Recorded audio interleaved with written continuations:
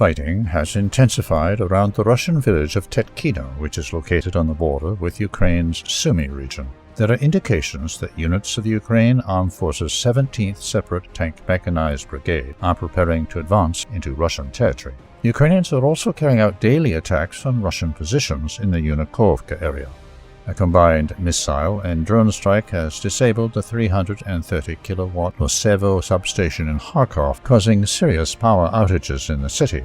To the east of Kupiansk, the Russian command is putting pressure on the central part of the protruding front line in the Petropavlovka area. There, Ukrainian Armed Forces units have been observed retreating from their positions. In the north of the Kupiansk area, Russian forces have captured the village of Odradnoye. In the city itself, Russian assault troops are attempting to close the bottleneck around the besieged Ukrainian garrison. Russian units have finished taking control of the village of Shandrigolovo in the Liman area. Meanwhile, advanced assault groups have surrounded the neighboring village of Novoselovka from the north. The fighting in the Slavyansk-Kramatorsk sector around Klebany Bek has ended, and Russian forces are advancing towards Konstanovka. Earlier, Ukrainian forces were trapped between the Russian army and a reservoir to the north. In the northern part of the Pokrovsk sector, the Russians are advancing towards Veseloye and Solotoy Kolodets. A southern claw is beginning to take shape, which will encircle the Slavyansk-Kramatorsk agglomeration.